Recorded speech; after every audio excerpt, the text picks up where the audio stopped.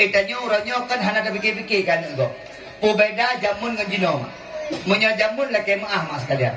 Orang kampung kepikir ke danyo mak. Hana mekihnya anak apa je kepikir nandu. Contoh, mesulung kepi rokok. Iu dego itu gol mak. Junadi.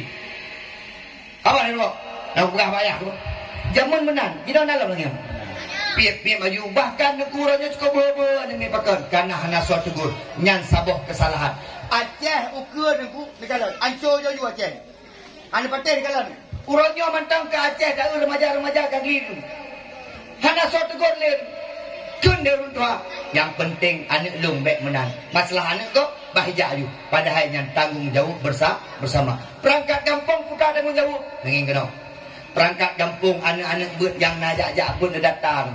Tanya kau pakai bun ino, kau pakai bun ide aja. Untuk waktu malam-malam puasa dah hoi. Dek, yang ayah buat aja kena oleh. Ikah pakai abut, hiluk nibung tungku. Ikah kabang tu waktu puasa apa? Ikah pakai abut, anak tungku. Hidup ni hidup memputih punya dong bau bakar, batu bau bakar paling peu tungku. Padun thok gak punya anak tungku baru 2 minggu dah kena hidup. Baru terus guna. Ikah kamat mentang tu. Bang je, lo hanje ku bang, kamat mentang je, kamat mereka. Ikah pakai abut, hilun tungku ibu di mesra Samalangan tungku ku abut padun thok tak 7 thok. Ikah dari Mumbah. Ikah pakai abut, anak tungku elong tungku baru tu nan, padun thok baru 2 thok. Ikah baca selawat bah. Ikah pakai abut. Ikah pernah belang beladi ya?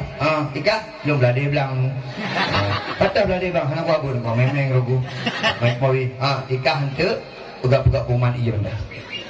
Semangat anak min. Ai mak. Junadi nyok lagi nyolang tu. Dari kampung draw pun ni le.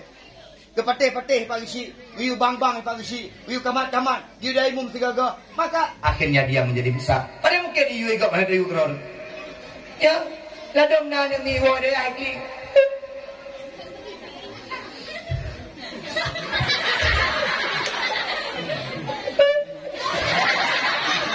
Ikan ni mak, pakai anak mak. Elu mak kan. Cik mana aku mak kan. Cik aku risi mak. Pakai risi. Kerana mak. Igak-gak habis keyu dia mak. Nayang dan kemu. Nayang buat. Nayang kamat mak. Nayang azan. Nayang baca selawat. Nayang bergabung mati mak. Elu mak kan risi anak yu-yu balok. Elu ku jabut kaki anak mak. Anak yu risi. Ikan ni mak. Mungkin malam singa. Malam singa harus raya. Mungkin gak yu dah. Dan ni kita panggil risi je ni. Ikli mak, bengih. Anadi pak risi. Ikan lah dia anaknya. Mak, pegah dengan tu mak kan.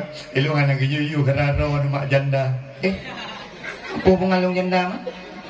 Ibrahim ke janda cik mak Ini memang janda mak, tapi tadi mak aja. Beda dengan mak lu. Ya je. Okey mak. Yang payah pertimang bergagai. Anak min baik sampai putuasa yang kakak ya but paling kurang matayo kampung dah pakai. Yang tua-tua ni kalau